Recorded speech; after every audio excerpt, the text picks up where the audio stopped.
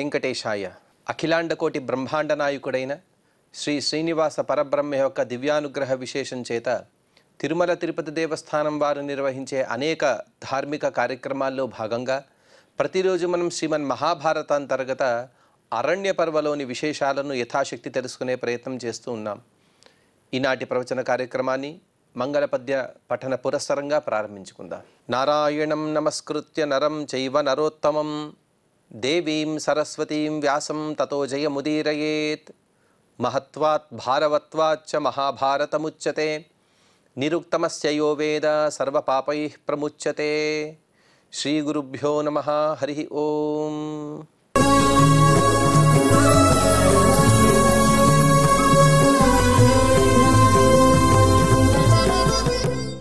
యక్షుడు ఎన్నో ప్రశ్నలను అడిగాడు. ఆ అన్ని ప్రశ్నలకు కూడా హేతుబద్ధమైన ధర్మబద్ధమైనటువంటి సమాధానాలను యుధిష్ఠిరుడు అందించాడు. తర్వాత ఎంతో సంతోషాన్ని పొందినటువంటి యక్షుడు ఏదైనా వరాన్ని కోరుకో అంటే నీ నలుగురు అన్నదమ్ముల్లో ఎవరో ఒకరిని ఉజ్జీవింపే విధంగా నీవు కోరుకోమని తను సూచించాడు. అందుకు యుధిష్ఠిరుడు చెబుతూ యుధిష్ఠిరువాచ శ్యామో యయేష రక్తాక్షో బృహచ్ఛాల ఇవోత్థితః వ్యూఢోరస్కో మహాబాహు నకులో యక్ష జీవతు. ఎవరు కూడా ఊహించనది అటువంటి విషయాన్ని అడిగాడు ధర్మరాజు గారు. ఓ యక్ష, శ్యామవర్ణం కలిగిన వాడు, అలాగే ఎర్రని కళ్ళు, చక్కటి రూపం కలిగిన విశాల వక్షస్థలం కలిగిన వాడు, పరాక్రమవంతుడైన నకులుడు నీ అనుగ్రహం చేత జీవించుగాక అని ప్రార్థించాడు.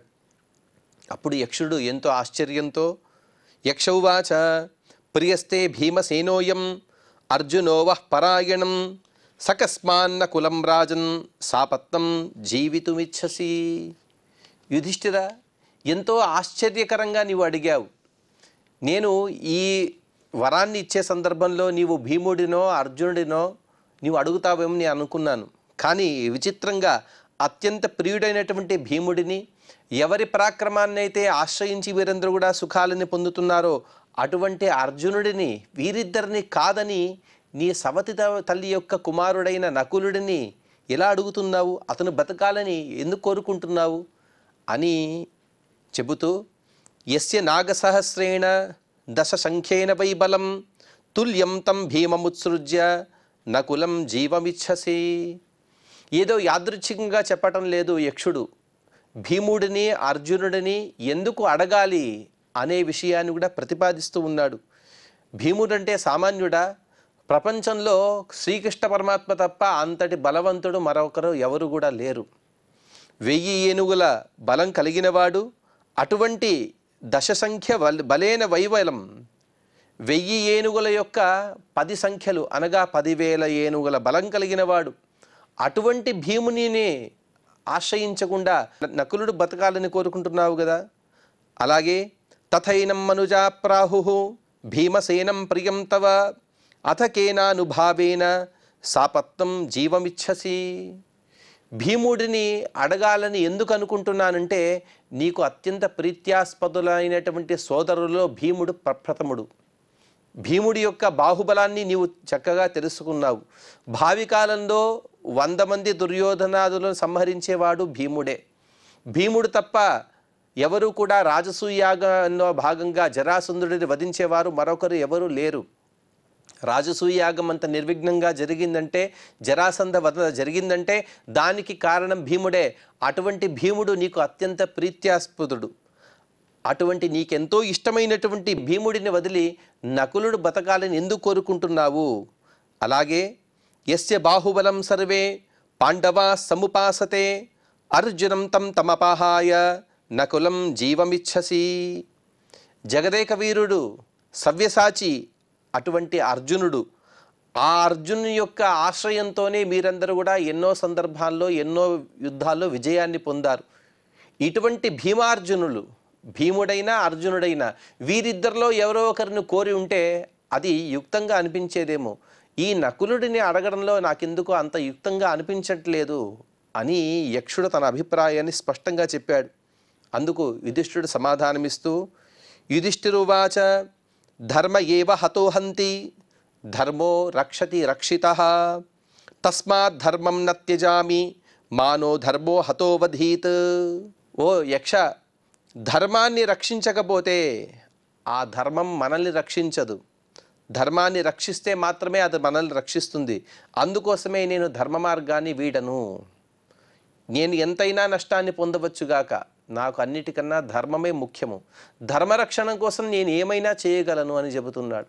అంటే ధర్మో రక్షతి రక్షిత అనేది మన తిరుమల తిరుపతి దేవస్థానం యొక్క నానుడి అంటూ ఉంటాం. అంటే ధర్మం కోసమే శ్రీ వెంకటేశ్వర స్వామి వారు ఇక్కడ నిలబడ్డారు.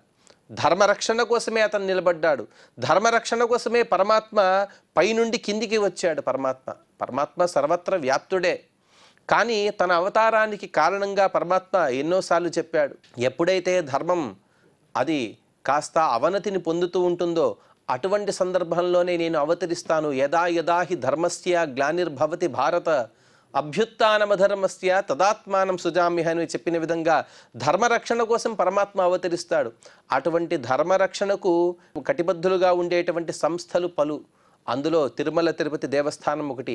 ఆ తిరుమల తిరుపతి దేవస్థానం వారు ఎక్కడైతే ధర్మో రక్షతి రక్షిత అని చెబుతారు కదా, ఆ వాక్యం ఇక్కడ యుధిష్ఠిరుడు చెబుతూ ఉన్నాడు.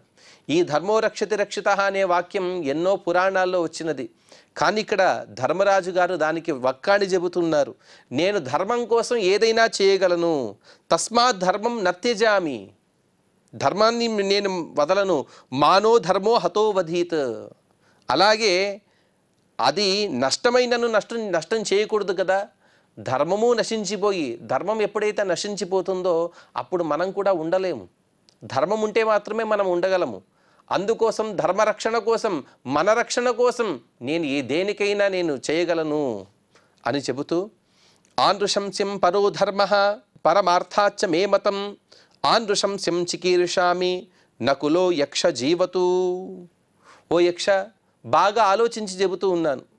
బాగా ఆలోచించి చెప్పే విషయం ఏమిటంటే, కరుణ అనేది చాలా ఉత్తమమైనటువంటి ధర్మం. కరుణ, దయ, దీనికన్నా పెద్ద ధర్మం మరొకటి లేదు. అటువంటి కరుణను ప్రదర్శిస్తూ నేను చెబుతున్నాను. అంటే ఇందులో స్పష్టంగా చెబుతున్నాడు, నకులో యక్ష జీవతు, సమదృష్టి. ఈ సమదృష్టి అనే ఒక కారణంతో నేను నకులుడిని అడుగుతున్నాను. ఎందుకు అంటే, ధర్మశీల సదా రాజా ఇతి మాం మానవో విదుః స్వధర్మాన్న చలిష్యామి నకులో యక్ష జీవతు. ఓ యక్ష, అందరూ కూడా నన్ను కీర్తించే సందర్భంలో ధర్మబద్ధంగా ఉంటాడు యుధిష్ఠిరుడు, ధర్మాన్ని ఎప్పుడూ కూడా తప్పడు, ధర్మాన్ని తప్ప దేన్ని కోరుకోడు, ధర్మం కోసం దేన్నైనా త్యజిస్తాడు కానీ ధర్మాన్ని మాత్రం త్యజించడు అని నా గురించి చెబుతూ ఉంటారు.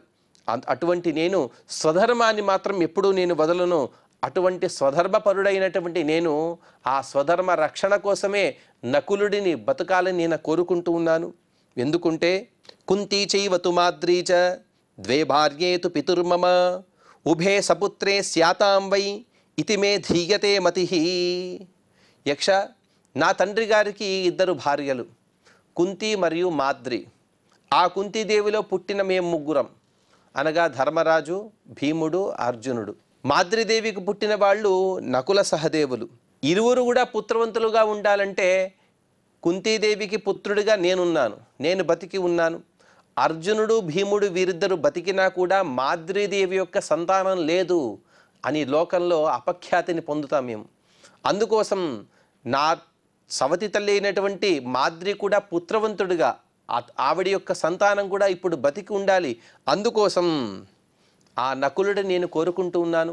నకులుడు బతికితే నా తండ్రి యొక్క 2 భార్యలు కూడా పుత్రవంతులుగా ఉంటారు అని తను చెప్పగా, యథా కుంతి తథా మాద్రి విశేషో నాస్తి మే తయోః మాతృభ్యాం సమమిచ్ఛామి నకులో యక్ష జీవతు.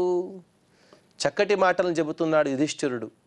ఏ విధంగా అయితే కుంతీదేవి పైన నేను నా మాతృభావనను పొంది ఉంటానో అదే మాతృభావనని నేను మాద్రి పైన కూడా పొంది ఉన్నాను. ఇద్దరు కూడా నాకు సమానమే. ఇద్దరి యందు ఎటువంటి భేషజం నాకు లేదు. ఇద్దరి యందు ఎటువంటి వ్యత్యాసం నేను చూడను. అందుకోసం వారిద్దరి యొక్క పుత్రవంతులుగా ఉన్నారనే కీర్తి కోసం నకులుడు బతకాలి అని, నకులుడు బతకాలనే కోరికను కోరిన సందర్భంలో యక్షుడు చెబుతూ, యక్ష ఉవాచ తస్య తీర్థాచ్చ కామాచ్చ ఆనృశంస్యం పరం మతం తస్మాత్తే భ్రాతరః సర్వే జీవంతు భరతర్షభ.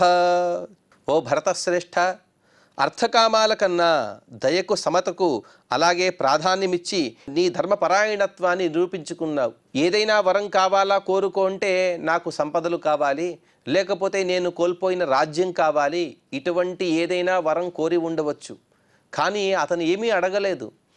నా తల్లి ఏ విధంగా అయితే పుత్రవతిగా ఉన్నదో నా సవతి తల్లి కూడా అలాగే పుత్రవతిగా ఉండాలి అనే ఒక ధర్మాన్ని కోరుకున్నావు కదా. ఈ ధర్మాన్ని, నీ ధర్మ నిరతిని నేను ఎంతో మెచ్చాను. అందుకోసం నీవు అడగకుండా నేను వరాలు ఇస్తాను. నకులుడు మాత్రమే కాదు, భీమార్జునులు అలాగే సహదేవుడు అలాగే నకులుడు నలుగురు కూడా బతకని అని తను వరాన్ని అందించాడు. ఇక్కడికి మనం 313వ అధ్యాయాన్ని పూర్తి చేసుకున్నాం. తర్వాత 314వ అధ్యాయంలో వైశంపాయన మహర్షి గారు చెబుతూ, వైశంపాయనువాచ తతస్తే యక్షవచనాత్ ఉదతిష్ఠంత పాండవాః క్షుత్పిపాసే చ సర్వేషాం క్షణేన వ్యపగచ్చతాం. ఓ జనమేజయ, ఎప్పుడైతే యక్షుడు ఈ విధంగా వరమిచ్చాడో, యక్షుడు ఇలా పలకగానే భీమార్జునులు అలాగే నకుల సహదేవులు వీరందరూ కూడా పునః జీవితాన్ని పొందారు, అనగా పునర్జీవితులయ్యారు. వారు ఎప్పుడైతే కింద పడ్డారో, కింద పడడానికి పలు కారణాలు యక్షుడు చెప్పాడు. యక్షుడు ఎందుకు చెప్పాడంటే వద్దని వారించినా కూడా నీటిని తాగారు. నీరెందుకు తాగారంటే ఆకలి దప్పిక వలన. ఇప్పుడు వారికి ఉన్నటువంటి దేహాలస్యము, ఆకలి దప్పిక ఇవన్నీ కూడా నశించాయి. అప్పుడు యుధిష్ఠిరుడు చెబుతూ, యుధిష్ఠిరువాచ సరస్యేకేన పాదేన తిష్టంతమపరాజితం పృచ్ఛామి కో భవాన్ దేవో నమే యక్షో మతో భవాన్. ఓ మహానుభావ, నీవెవరో సామాన్య పురుషుడివి కాదు.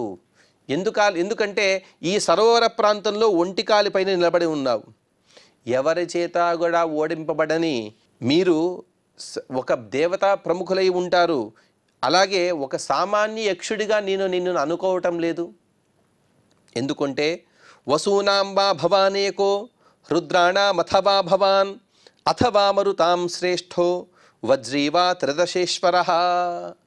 తమరు అష్టవసువులో ఒకరా, లేకపోతే ఏకాదశ రుద్రులలో ఒకరా, లేకపోతే 49 మరుద్దేవతలలో ఒకరా, లేకపోతే సాక్షాత్తుగా దేవదేవేశ్వరుడైనటువంటి ఇంద్రుడే నీవా అని అడుగుతూ, ఎందుకంటే మమ హి భ్రాతర ఇమే సహస్రశతయోధినః తం యోధం న ప్రపశ్యామి ఏన సర్వే నిపాతితాః.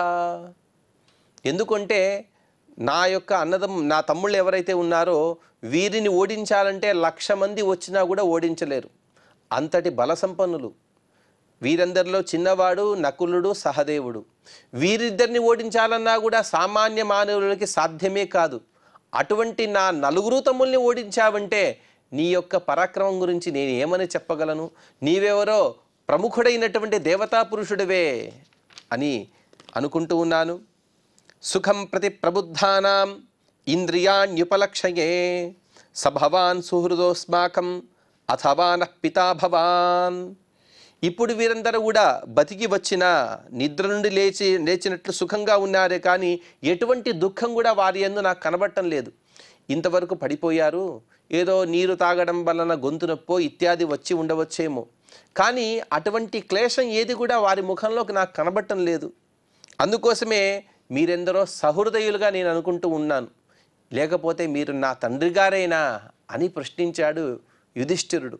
ఎందుకంటే తన మాట వినకుండా వారందరూ కూడా నీరు తాగిన సందర్భంలో వీరికి అనేక కష్టాలు కలుగుగాక అని అకస్మాత్తుగా యక్షుడు అనుకొని ఉంటే, ఆ కష్టాలతో నిద్రలేచిన వారుగా ఉండేటువంటి భీమార్జున నకుల సహదేవులు ఎన్నో శారీరకమైనటువంటి కష్టాలను అనుభవిస్తూ వాటిని గురించి చెప్పి ఉండొచ్చేమో, కానీ అటువంటి ఏ కష్టం కూడా వారి మొహంలో కనబడటం లేదు.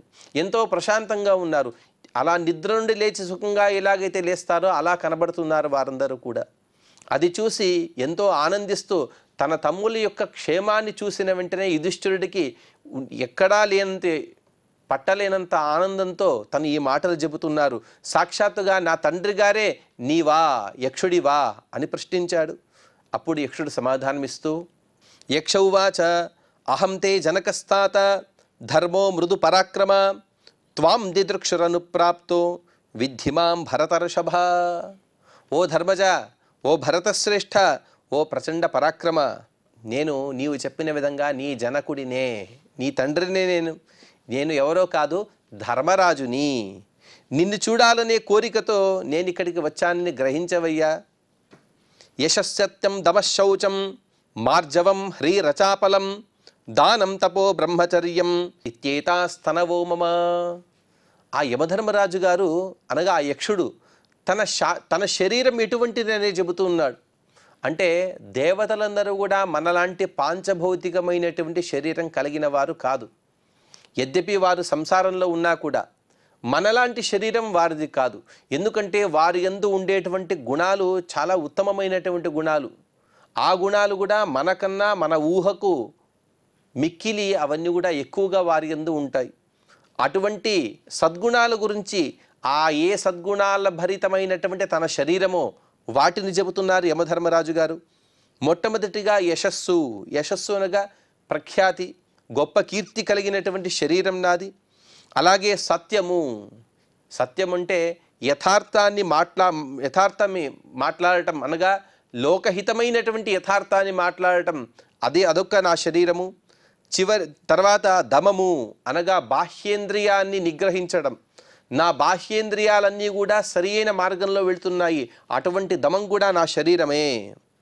తర్వాత శౌచము. ఆ శౌచం అనేది రెండు విధాలు, బహిశౌచము, ఆంతరిక శౌచము. బహిశౌచం అంటే నీరు, మట్టి ఇత్యాదితో కడిగినటువంటి శుద్ధమైన శరీరము.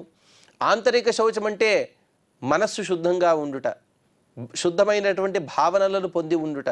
అటువంటి మానసిక శౌచాన్ని కూడా నేను పొంది ఉన్నాను. తర్వాత ఆర్జవం అంటే ఏదో వంకరగా మాట్లాడకుండా, వంకర ఆలోచన, వక్రబుద్ధి లేకుండా సక్రమమైనటువంటి బుద్ధి నాది, అది కూడా నా శరీరమే. తర్వాత హరిహి అంటే చెడు పనులు చేయాలంటే కాస్త సిగ్గుపడాలి, ఆ సిగ్గుతో ఆ చెడు పనులు చేయటం వదలాలి, అటువంటి హరిహి కూడా నా శరీరమే. తర్వాత అచాపలం అంటే మనస్సును ఎప్పుడు కూడా స్థిరంగా ధర్మబద్ధంగా ఉంచడం, ఇది కూడా నా శరీరమే. తర్వాత తపహ అంటే స్వధర్మాచరణము, అది కూడా నా శరీరమే. బ్రహ్మచర్యము అనగా ఉపస్థ నిగ్రహము, ఇది కూడా నా శరీరమే. ఇటువంటి సద్గుణ భరితమైనటువంటి శరీరం కలిగిన యమధర్మరాజుని నేను నీ తండ్రినే. అనగా నా అంశతో పుట్టినవాడివి నీవు. యమధర్మరాజు గారి యొక్క అంశతో పుట్టినవాడే ధర్మరాజు గారు. కాబట్టి ఈ విషయాన్ని స్పష్టంగా ఆ యక్షుడు అనగా యమధర్మరాజు గారు తెలిపారు. అహింసా సమతా శాంతి తపశౌచమత్సర ద్వారాణ్యేతాని మే విద్ధి ప్రియోహ్యసి సదా మమ. ఓ యుధిష్ఠిర, అహింస అనగా వాక్కు, మనస్సు, శరీరము, ఈ దేనితో కూడా పరులను బాధించకుండా ఉండుట, అది కూడా నా యొక్క సద్గుణము. అలాగే సమత, మానాపమానాలని, సుఖదుఖాలని, రాగద్వేషాలని, అలాగే శీతోష్ణాదులను, వీటిని అన్నిటినీ కూడా సమంగా నేను భావిస్తూ ఉంటాను. అటువంటి సమానంగా సమస్త మానవాళిని కూడా సమానంగా చూడటం, అది కూడా నా యొక్క సంలక్షణము. తర్వాత శాంతి అంటే చిత్త నిగ్రహం, ఎప్పుడూ కూడా పరులకు కీడు చేయాలనే మనస్సు రాకుండా తన మనస్సు నిగ్రహించడం. తర్వాత తపస్సు అంటే కృచ్ఛ, చాంద్రాయణాది వ్రతాలు, ఈ వ్రతాలు కూడా చేయడం అనేది నా యొక్క సంలక్షణాల్లో ఒకటి. తర్వాత అమత్సరహ, ఇతరుల యొక్క సద్గుణాలను చూసి కడుపు రగిలిపోవటం, అటువంటి దుర్లక్షణం నాలో లేదు. ఎప్పుడు కూడా ఇతరుల్లో ఉండేటువంటి గుణాలను చూస్తూ నేను ఆనందిస్తూ ఉంటాను, వారికి ఇంకా ఎంతో ప్రోత్సాహాన్ని అందిస్తూ ఉంటాను. అటువంటి అమాత్సర్యం అనేది కూడా నా యొక్క గుణమే. ఇటువంటి ఇవన్నీ కూడా ద్వారాలు అనగా నన్ను పొందటానికి ఇవన్నీ కూడా మార్గాలని చెబుతున్నారు. అంటే యమధర్మరాజు గారిని రెండు విధాలుగా మనం చూడాలి. ప్రతి మనిషి కూడా తను మరణించిన తర్వాత, పైకి వెళ్ళిన తర్వాత మొట్టమొదటిగా యమధర్మరాజు గారి దర్శనం చేసుకుంటారు. ఎవరైతే పాపభూయిష్ఠుడుగా ఉంటాడో వాడు పైకి వెళ్ళిన వెంటనే ఘోరమైనటువంటి భయానకమైనటువంటి యమధర్మరాజు గారి రూపాన్ని చూసి భయపడతాడు, నరకాలని పొందుతాడు. కానీ ఎవరైతే సద్గుణవంతులో అధికమైనటువంటి పుణ్యాన్ని చేసిన వారు ఉంటారో వారందరూ కూడా ఇక్కడ యమధర్మరాజు గారు చెప్పినటువంటి 5 గుణాలు, ఈ 5 గుణాలను వారు అలవర్చుకొని ఇటువంటి సద్గుణభరితులైనటువంటి ఆ యమధర్మరాజు గారి యొక్క సుందరమైన రూపాన్ని చూస్తారు. ఆ 5 గుణాలు ఏమంటే అహింస, సమత, శాంతి, తపః, శౌచం, అమత్సరః. ఇటువంటి సద్గుణభరితులైనటువంటి ఆ యమధర్మరాజు గారి యొక్క దివ్య మంగళమైనటువంటి రూపాన్ని చూసి వారిని ఎంతో ఆనందిస్తూ ఉంటారు. అటువంటి యమధర్మరాజుని నేను దిష్ట్యా పంచసురక్తోసి దిష్ట్యా తే షట్పదీజితా ద్వే పూర్వే మధ్యమే ద్వే చ ద్వే చాంతే సాంపరాయికే. ఓ యుధిష్ఠిర, అదృష్టం కొద్దీ నీకు శమము, దమము, ఉపరతి, తితిక్ష, సమాధానమనే 5 పట్ల అనురాగం ఉన్నది. అలాగే నీవు ఆకలి, దప్పిక, శోకం, మోహం, జరా, మృత్యువు అనే 6 దోషాలను కూడా జయించావు.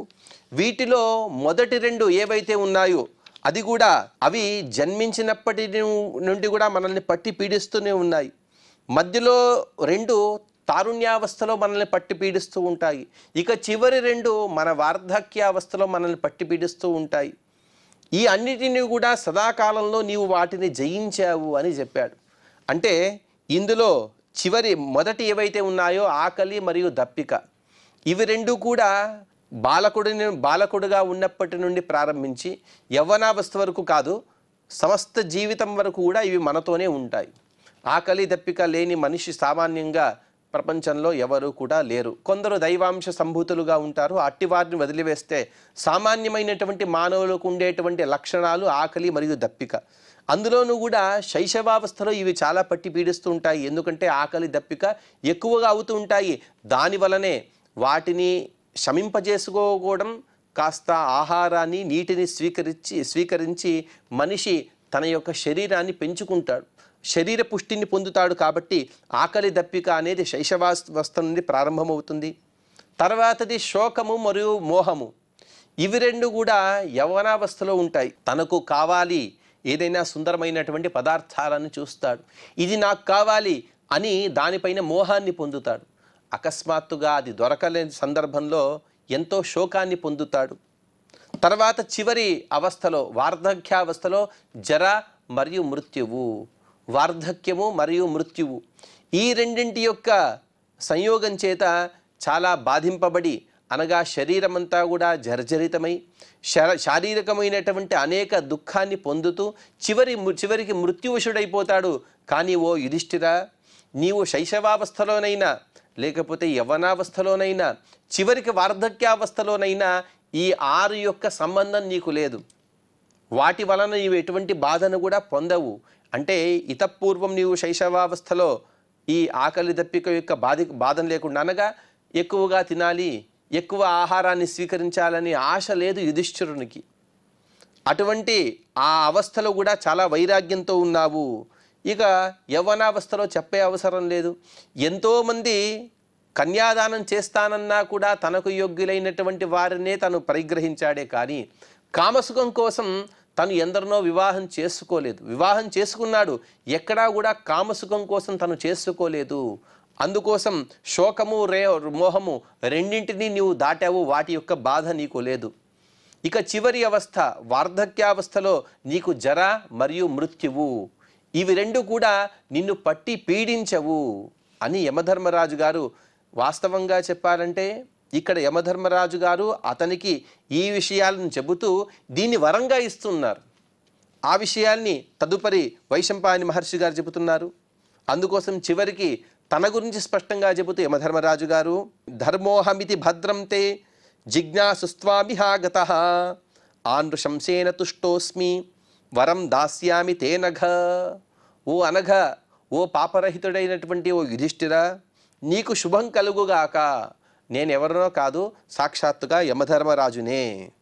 ఇక్కడికి ఎందుకు వచ్చానంటే నీ వ్యవహార శైలి, ఎన్నో కష్టాలు వచ్చినప్పటికీ కూడా ఎవరిపైనైతే నీవు ఎన్నో ఆశలు పెట్టుకున్నావో, ఎవరు లేకపోతే నీవు లేవో, అటువంటి తమ్ముళ్లకు కష్టం వస్తే నీవు ఎలా వ్యవహరిస్తావు అనే నీ వ్యవహార దక్షతను చూడాలనే కోరికతో నేను ఇక్కడికి వచ్చాను. ఓ పుణ్యాత్ముడా, ఓ రాజా, నీ దయ అలాగే సమదర్శిత ఈ అన్నిటినీ చూసి నేనెంతో ప్రసన్నుడనయ్యాను. అందుకోసమే నీకు వరాలు ఇవ్వాలి అనుకుంటూ ఉన్నాను. అందుకే సమదర్శత అని ఎందుకు చెబుతున్నాడంటే, తన తల్లిపైన ఎటువంటి అభిమానం ఉన్నదో అటువంటి ప్రేమయే తన సవతి తల్లిపైన కూడా చూపిస్తున్నాడు. కాబట్టి ఆ సమదర్శత అనే నీ గుణం నాకు నచ్చినది. అందుకోసం వరం వృణీశ్వరాజేంద్ర దాతాహ్యస్మి తవానఘ ఏ హిమే పురుషా భక్తా నతేషామస్తి దుర్గతి. అందుకోసమే ఓ యుధిష్ఠిర, నా భక్తులకు ఎప్పుడు కూడా దుర్గతి అనేది కలగదు. నా భక్తులు ఎప్పుడు కూడా సద్గతినే పొందుతారు. ఓ పుణ్యాత్ముడా, ఓ రాజేంద్ర, వరాలివ్వాలనే సంకల్పంతో నీ ముందు నేను నిలబడ్డాను. నా ద్వారా వరాలని పొందమని ఆ యక్ష రూపంలో వచ్చినటువంటి యమధర్మరాజు గారు సూచిస్తూ ఉన్నారు. యుధిష్ఠిరుడు తదుపరి వరాలను అడగబోతూ ఉన్నాడు. ఆ విషయాలను మనం తదుపరి ప్రవచనంలో ప్రస్తావన చేసుకునే ప్రయత్నం చేద్దాం. ఈనాటి ప్రవచనాన్ని ఆ శ్రీనివాసుని యొక్క దివ్య పాద పద్మములు సమర్పణ చేస్తూ క్షమాప్రార్థన మరియు మంగళ పద్యాన్ని పలుకుదాం. యదక్షరపదభ్రష్టం మాత్రాహీనం చ యద్భవేత్ తత్సర్వం క్షమ్యతాం దేవ నారాయణ నమోస్తుతే. శ్రియః కాంతాయ కళ్యాణ నిధయే నిధయేర్థినాం శ్రీవేంకట నివాసాయ శ్రీనివాసాయ మంగళం.